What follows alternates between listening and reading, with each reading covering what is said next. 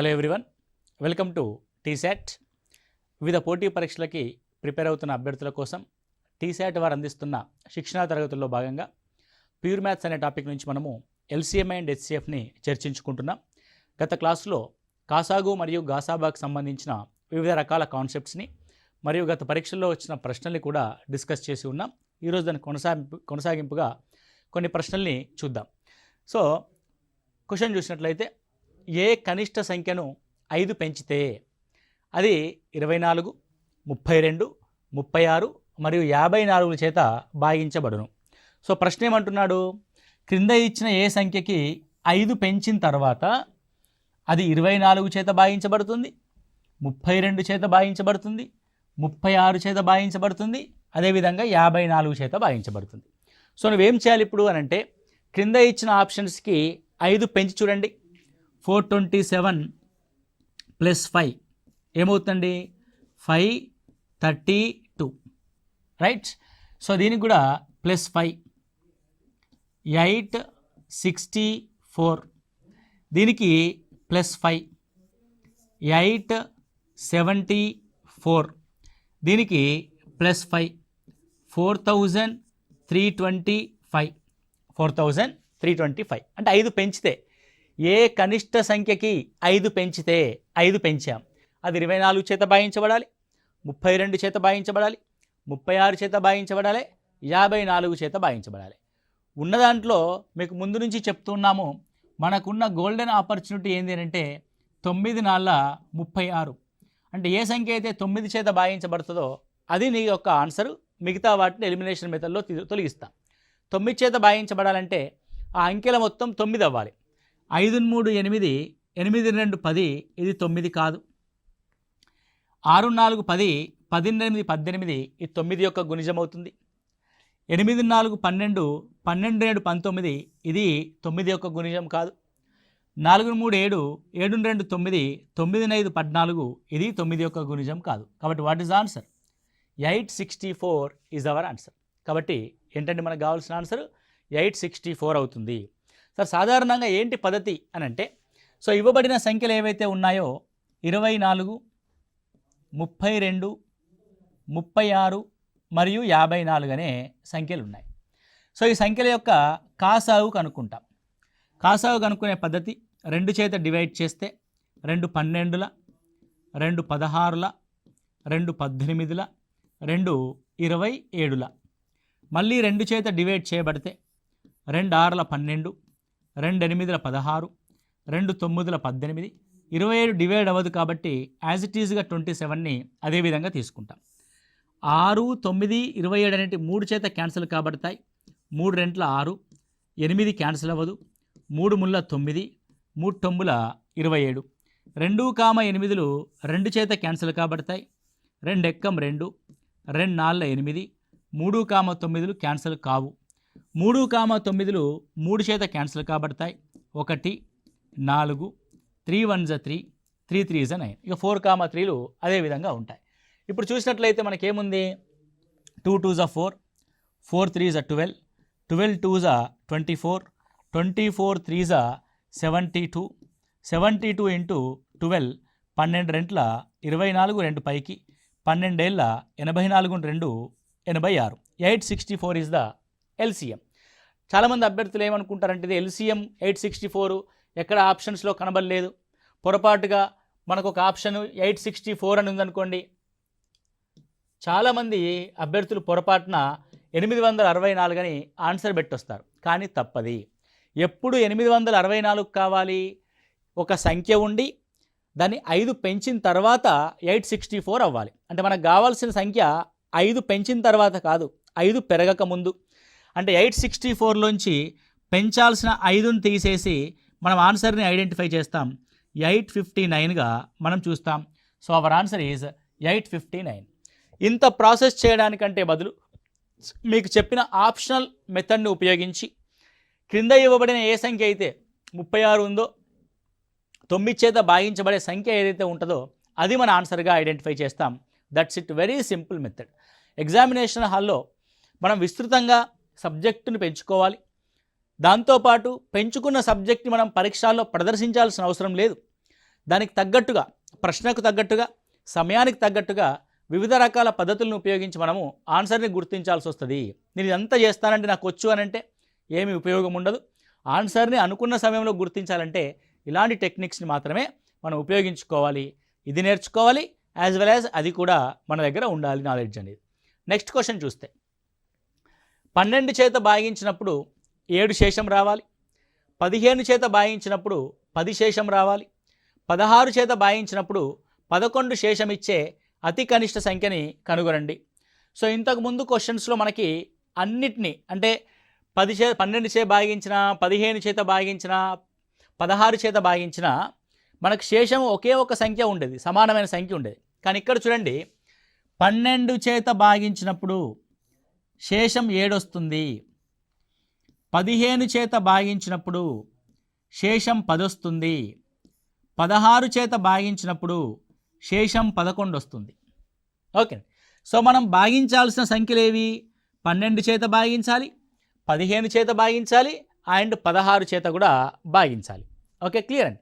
ఇప్పుడు మీరు గమనించినట్లయితే 12, 15, 16లచే భాగించబడే సంఖ్య ఏమవుతుందంటే 12, 15, 16ల యొక్క కాసాగా అవుతుంది.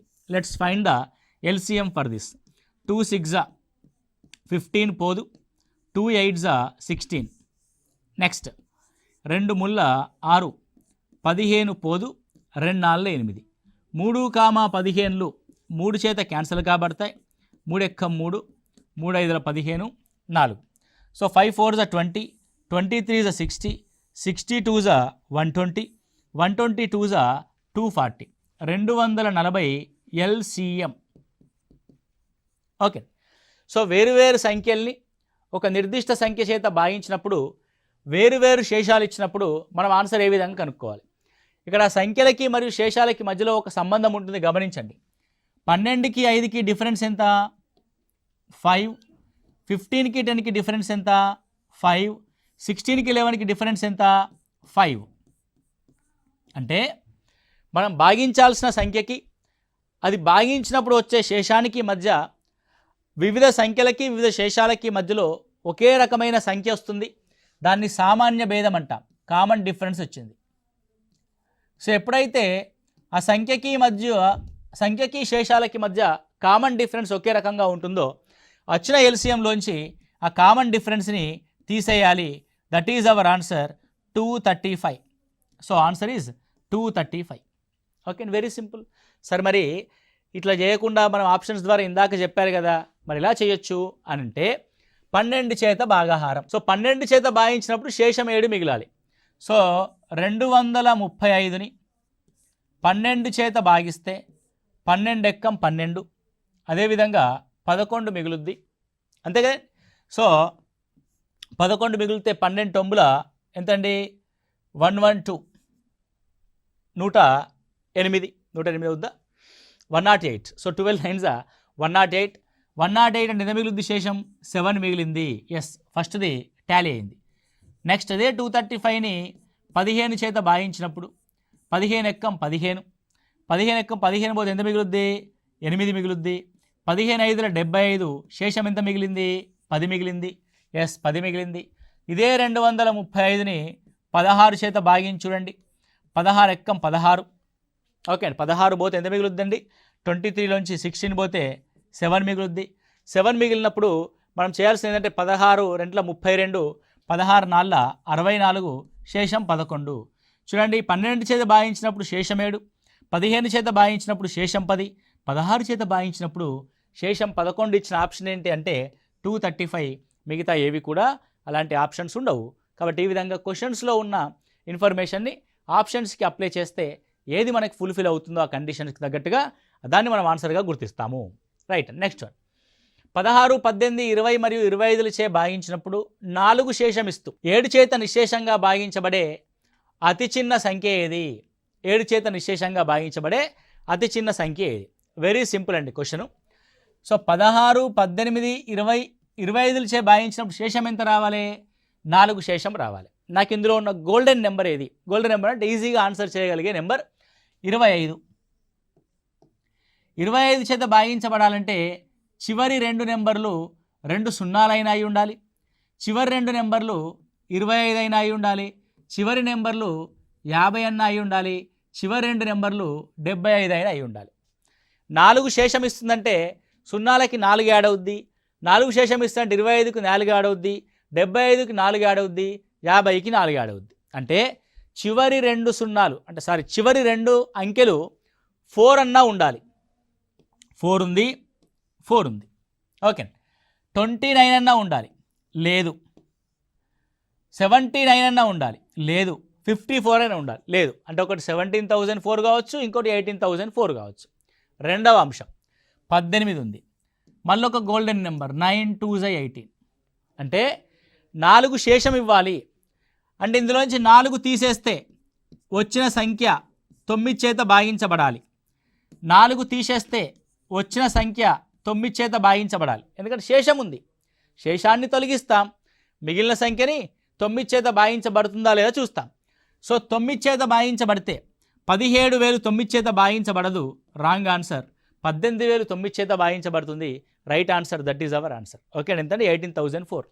చివరిలో 4ని 25 చేత ఐడెంటిఫై చేశాం, 18,004ని 9 యొక్క భాగాహారం ద్వారా ఐడెంటిఫై చేశాం. Very very very easy task. So ఇప్పుడు నువ్వు 7 చోట ట్రై చేస్తే 1800ని 8లోంచి తీసేస్తాం. ఎందుకండి 18,004 అన్నది 7 చేత భాగించబడాలంటే చివరి సంఖ్య యొక్క రెట్టింపు మిగిలిన సంఖ్యలోంచి తీసేయాలి. 18,000లోంచి 8 పోతే ఎంతంటే 1792, 1792.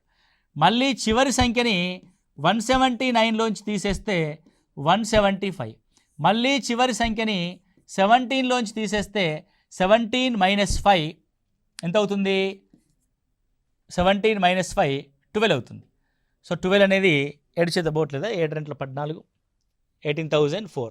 7 రెంట్ల 14, 4, 7 5ల 35, 5, 7 5ల 7 6ల 42, 7 7ల 49, 7 14 పోతుంది కదా, ఎక్కడో మిస్టేక్ చేసామా? సో 1800లోంచి 8 పోతే 1792, 1792. 1792లోంచి 2 డబల్ చేస్తే 179 - 4, చివరిలో డబల్ చేయాలండి. సో చివరి సంఖ్యను డబల్ చేసి మిగతా 17లోంచి తీసేస్తే 17 - 10 7, 7 వచ్చిందంటే అది 7 చేత భాగించబడుతుంది. That is also our answer. So what is answer? 18,004 is our answer. ఈ విధంగా ఆప్షన్స్ మెథడ్స్ ఉపయోగించి మనము త్వరితగతిన ఆన్సర్స్ చేస్తాం. Next one, application orientation question. ఒక తోటమాలి వరుస చెట్లు కలిగిన అడ్డు వరుసల్లో మొక్కలు నాటాలి. అతను వరుసకు 6, 8, 10, 12 మొక్కలు నాటితే 5 మొక్కలు మిగులుతాయి. కానీ వరుసకి 13 చొప్పున మొక్కలు నాటితే ఏమీ మిగులవు. అయితే ఆ తోటమాలి వద్ద గల మొక్కలు ఎన్ని? ప్రశ్న ఏమంటున్నాడు? 6 చొప్పున మొక్కలు నాటినా, 8 చొప్పున మొక్కలు నాటినా, 10 చొప్పున మొక్కలు నాటినా, 12 చొప్పున మొక్కలు నాటినా 5 మొక్కలు మిగులుతాయి. మన దగ్గర ఉన్న మొక్కల్లోంచి 5 పక్కన పెడితే మిగతా అన్నింటి చేత నిశ్శేషంగా భాగించబడుతుంది. అంటే 6 చొప్పున నాటచ్చు అంటే 6 చేత భాగించబడుతుంది. 8 చొప్పున నాటచ్చు అంటే మొక్కల సంఖ్య 8 చేత భాగించబడుతుంది. ఎప్పుడు? 5ని తొలగించినప్పుడు. దీంట్లోంచి 5ని తొలగించండి, 480. 480 6 చేత భాగించబడుతుంది, 8 చేత భాగించబడుతుంది, 10 చేత భాగించబడుతుంది అండ్ 12 చేత భాగించబడుతుంది. Right and okay. 5 మిగిలినాయి. సో 5ని తీసేస్తాం. కానీ ఆ 5 కలిపినప్పుడు అది 13 చేత కూడా భాగించబడాలి. ఏమీ మిగులవు. అంటే 485ని 13 చేత భాగిస్తే మాత్రం ఎలాంటి మొక్కలు మిగులవు. కాబట్టి 13 ముళ్ళ 39, 13 3 39. 48లోంచి 39ని పక్కన పెట్టేస్తే అంటే 48లోంచి ఎంత పోతుందండి? 39 అనేది తీసేయబడుతుంది. 48లోంచి 39ని తీసేస్తే మిగిలేది ఎంత? 9, 95. సో 95 అని దేంతో క్యాన్సిల్ అవుతుంది? 13 5ల 5 ముళ్ళ 15, 5 ఎక్కమ 65, 13 ఏళ్ళ 7 మూలు 21, 7 ఎక్కమ 91. సో ఇది క్యాన్సిల్ అవ్వట్లేదు. అంటే 13 ఏళ్ళ 91 అంటే 4 మిగులుతుంది. 13 చొప్పున నాటినప్పుడు ఏం మిగులొద్దు, కానీ ఇక్కడ మిగులుతుంది కదా, కాబట్టి ఇది మన ఆన్సర్ కాదు. 725 చూడండి. 720 5 తీసేస్తే 6 చేత క్యాన్సిల్ కాబడుతుంది.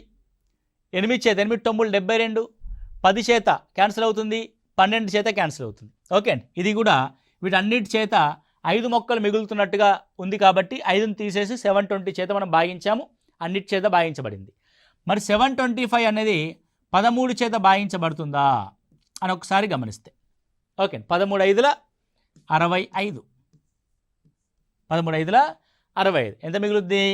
75 మిగులుద్ది. రైట్ అండి, 75 మిగిలినప్పుడు మళ్ళీ సేమ్ 13 5ల 65 10 శేషం ఇస్తుంది. శేషం ఇవ్వకూడదు కాబట్టి 725 కూడా మన యొక్క ఆన్సర్ కాదు. 845ని గమనిస్తే 845లోంచి 5 తొలగిస్తే 840, 6 చేత భాగించబడుతుంది 840, 8 చేత భాగించబడుతుంది 840, 8 ఎక్కం 8 8 40, 10 చేత భాగించబడుతుంది 840, 12 చేత భాగించబడుతుంది 840. ఓకే, ఇచ్చిన అన్ని కండిషన్స్కి సాటిస్ఫై అయింది. మరి 845 అనేది మొక్కలు మనకు ఉన్నప్పుడు 13 చొప్పున నాటితే ఏమీ మిగలకూడదు అంటే అర్థం 13 టేబుల్లో నిశ్శేషంగా భాగించబడాలి. మనకేం తెలుసు? 13 ఏళ్ళ 91 తెలుసు, పోదు. 13 6ల 13 6, 16ల 60, 6 10 ఏంటంటే 78, 13 6ల 78, 6 మిగులుద్ది, 13 5ల 65, 13 చేత నిశ్శేషంగా భాగించబడింది. So which is the option? 845 is our option. 845 మొక్కలుంటే 13 చొప్పున నాటచ్చు, ఏమీ మిగిలవు. 6 చొప్పున నాటితే 5 మిగులుతాయి, 8 చొప్పున నాటితే 5 మిగులుతాయి, 10 చొప్పున నాటితే 5 మిగులుతాయి, 12 చొప్పున నాటినా కూడా 5 మిగులుతాయి. Okay, very easy. Right, next one. Sita తన వద్ద పూసలతో వరుసగా 16, 20 లేదా 36 పూసలతో దండలు గుచ్చితే ఒక్క పూస కూడా మిగలలేదు. అయితే సీత కలిగి ఉండగలిగిన కనిష్ట పూసల సంఖ్య ఎంత? కనిష్ట పూసల సంఖ్య ఎంత? సో మళ్ళీ ఒక ప్రొసీజర్ చూద్దాం. సో 16, 20, 36 అంటున్నాడు. 16, 20, 36. ఇందులో 20 అని అంటే అర్థం 5 4 20, 4 చేత భాగించబడాలి. 4 చేత భాగించబడాలి అని అంటే చివరి 2 సంఖ్యలు 4 యొక్క గుణిజం అయి ఉండాలి. కాబట్టి 750 ఎలిమినేట్ అయిపోయింది. ఓకే, ఇప్పుడు చూస్తే 36 చేత 36 భాగించబడుతుందా అని ఒకసారి గమనిస్తే ఇది భాగించబడదు. ఎందుకంటే 36 ఎక్కం 36. సో ఎంత మిగులుతుంది? ఇక్కడ 24 మిగులుతుంది. సో క్యాన్సిల్ అవ్వదు కాబట్టి 700 కాదు. రైట్ అండి. 720 చూస్తే 36 చేత ఖచ్చితంగా భాగించబడుతుంది. 720 పూసలుంటే 36 ఓకే, 20 పూసలుంటే 20 36ల ఓకే, 16 పూసలున్నా సరే మనకు ఓకే. 16 పూసలుంటే ఓకేనా? 4 4 16, 4 ఎక్కం 4, 4 8 32, 0, 4తో క్యాన్సిల్ చేస్తే 4 4 16, 4 5 20. So 720 was the right answer. Sir 780 కూడా పోతుంది అని అనుకుంటే మనకు లీస్ట్ కనిష్ట సంఖ్య కావాలి కాబట్టి ఏ కనిష్ట సంఖ్య అయితే 16 చేత బొద్దో, 20 చేత బొద్దో, 36 చేత బొద్దో అదే మన ఆన్సర్ అవుద్ది. లేదంటే దీనికి సంబంధించిన ఎల్సిఎం కనుక్కోండి, అది కూడా మన యొక్క ఆన్సర్ అవుతుంది. Okay, clear. నెక్స్ట్ వన్ చూస్తే 2 వరుస పరికరాలు వరుసగా 60 సెకండ్లు 62 సెకండ్లకు ఒకసారి శబ్దం చేస్తాయి. అవి రెండూ కలిసి ఉదయం 10 గంటలకు ఒకసారి మోగితే, ఓకే అండి, ఇదేంటంటే మోగితే, రైట్, 10 గంటలకు ఒకసారి మోగితే మరలా ఎప్పుడు కలిసి మోగుతాయి అంటే 2 అలారంలు ఉన్నాయనుకోండి. ఒకటి ఎవ్రీ 60 సెకండ్స్ గ్యాప్కి ఒకసారి మోగుద్ది, పక్కది 62 సెకండ్ల గ్యాప్కి ఒకసారి మోగుద్ది. అవన్నీ 10 గంటలకు ఒకేసారి 2 టంగ్ టంగ్ అని మోగినాయి. మళ్ళీ నెక్స్ట్ ఏ టైం పీరియడ్ తర్వాత ఇవి మోగుతాయి అని అంటే 60,62 సెకండ్ల తర్వాత వచ్చే ఎల్సిఎం టైం తర్వాత మోగుతాయి. సరే, ఎలా ఐడెంటిఫై చేయాలండి మనము? ఎల్సిఎం కనుక్కోవాలి అని అంటే కాలానికి సంబంధించిన ప్రశ్నలన్నీ ఎల్సిఎం ప్రశ్నలు, కొలతలకు సంబంధించిన ప్రశ్నలన్నీ గాసాబాకి సంబంధించిన ప్రశ్నలు. 60,62 యొక్క ఎల్సిఎం 230ల 231. 2 × 31 అంటే 62 × 30. సో 0, 3 రెంట్ల 6, 3 6ల 18, 1860. 1860ని మనము గంటల్లోకి మారిస్తే 0 0 క్యాన్సల్, 6 ముళ్ళ 18, 6 ఎక్కం 6, 31 నిమిషాల తర్వాత మళ్ళీ మోగుతాయి. 10 గంటలకు మోగితే నెక్స్ట్ 31 మినిట్స్ తర్వాత మళ్ళీ మోగుద్ది. Answer 10:31 AM. ఆన్సర్ ఏంటండి? 10:31 AM మనం గుర్తిస్తాం. రైట్. అండ్ నెక్స్ట్ వన్ చూస్తే 6 గంటలు వరుసగా 2, 4, 6, 8, 10 మరియు 12 సెకండ్ల వ్యవధిలో మోగుతాయి. 30 నిమిషాల్లో ఎన్నిసార్లు అవి కలిసి మోగుతాయి? It is very interesting question and easy question. Right.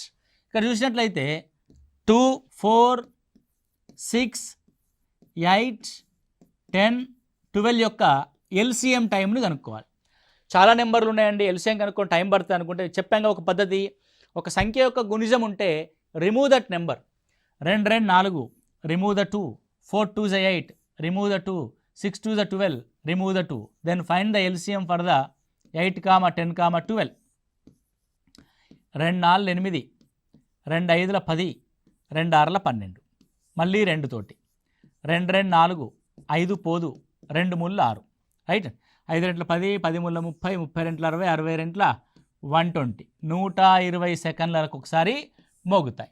120 సెకండ్లు అని అంటే ఎవ్రీ 2 మినిట్స్కి ఒకసారి మోగుతాయి. ఎవ్రీ 2 మినిట్స్కి ఒకసారి మోగుతాయి. మనకి ఇచ్చిన వ్యవధి ఎంత? 30 నిమిషాల వ్యవధి. 30 నిమిషాల్లో ఎవ్రీ 2 మినిట్స్కి ఒకసారి అన్నీ కలిసి మోగుతాయంటే మనకి ఎన్నిసార్లు మోగాలి? 15 సార్లు మోగాలి. రైట్ అండి. హ్యాపీగా 30/2 అండి. మొత్తం 30 నిమిషాల గ్యాప్ ఉంది.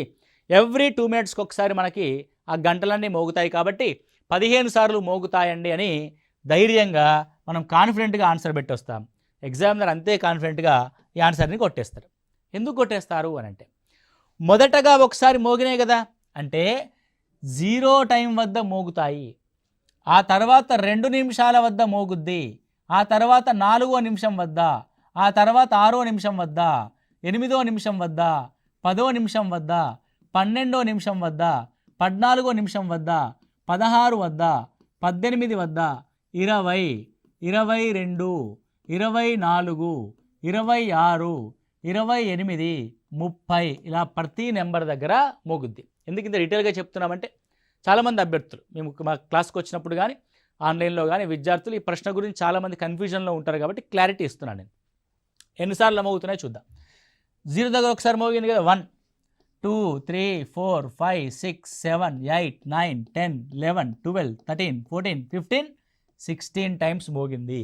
కాబట్టి what is the answer? 16. Okay. అంటే ఇచ్చిన టైం పీరియడ్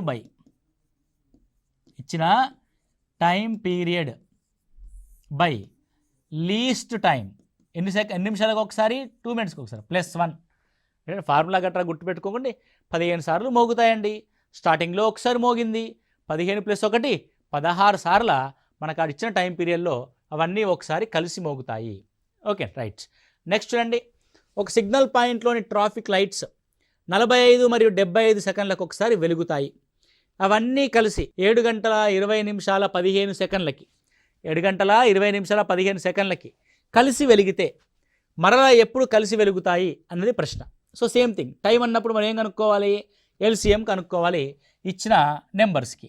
45కి 75కి LCM. ఇవన్నీ కూడా 3 చేత క్యాన్సల్ కాబడతాయి. 3 15ల 45, 3 25ల 75. 5 చేత క్యాన్సల్ కాబడతాయి. 5 3ల 15, 5 5లు 25. ఓకే. 5 5లు 25, 25ల 125, 125 3 375 సెకండ్స్. 375 సెకండ్ల దగ్గర తిరిగి మళ్ళీ అవి ఒకసారి మోగుతాయి. మీరు ఒకసారి గమనించండి, 375 సెకండ్లు అని అంటే ఎన్ని నిమిషాలు ఒకసారి చూద్దాం. 60 చేత డివైడ్ కాబడితే 66ల 360 అంటే 6 నిమిషాల 15 సెకండ్లు. 6 నిమిషాల 15 సెకండ్లు. సో ఇప్పుడు 375 యొక్క టైంని మనకు గమనిస్తే అది 6 నిమిషాల 15 సెకండ్ల తర్వాత మళ్ళీ ఒకసారి మోగుతాయి. అంటే మళ్ళీ ఒకసారి వెలుగుతాయి. 7:20 15 నుంచి మనము ఆన్సర్ చేయాల్సింది 66ల 360 కాబట్టి 6 and 15గా మనం చూస్తాం దీన్ని. సో ఇక్కడ 30 సెకండ్లు, ఇక్కడ 26 నిమిషాలు, ఇక్కడ 7 26 నిమిషాల 30 సెకండ్లు. సో ఇక్కడ ప్రింట్ మిస్టేక్ పడి ఉంటుందండి. 7:26 30గా మనం ఇక్కడ చూస్తాము. ఓకే, అంతే కదా. సో 3 5ల 15, 15 3ల 45, 45 × 5, 5 5ల 25, 5 4 22 22. సో 225 నిమిషాలు మాత్రమే వస్తుంది. 5 3 15, 15 3 45, సో 45 5 సో 5 5 25, 5 4 20, 225. సో 60 సెకండ్లకు ఒక నిమిషం కాబట్టి 60 మూల 180, రైట్. సో 3 నిమిషాల 45 సెకండ్లు మనం ఇక్కడ కన్సిడర్ చేస్తాం. అంటే 7 20 15 నుంచి 3 నిమిషాల 45 సెకండ్ని కలుపుతాం. 3 నిమిషాల 45 సెకండ్లు అంటే 45 + 15 60 సెకండ్లు కాబట్టి ఒక నిమిషం యాడ్ అవుద్ది.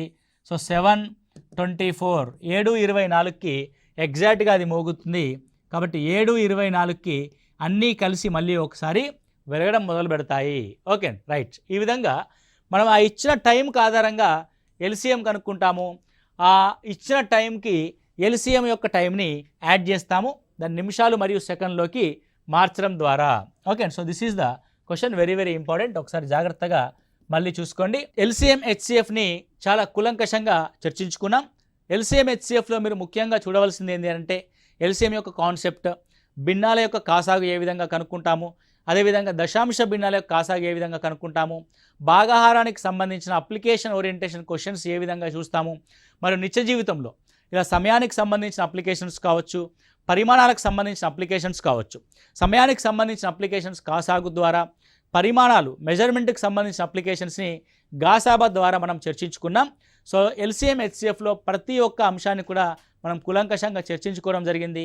ఈ మోడల్స్ పైన మీరు ఫోకస్ చేస్తే ప్రశ్న ఏ విధంగా ఇచ్చినా సరే ఆన్సర్ చేయడం జరుగుతుంది. సో మన టీశాట్ ద్వారా ఈ శిక్షణ తరగతుల్ని విజయవంతంగా మీకోసం చాలా క్వాలిటీ ఓరియంటేషన్లో మీకు అందించడం జరుగుతుంది. కాబట్టి వీటిని వినియోగించుకొని మీ యొక్క పోటీ పరీక్షలో విజయం సాధించాలని మనస్ఫూర్తిగా కోరుకుంటున్నాను. Thank you, all the best.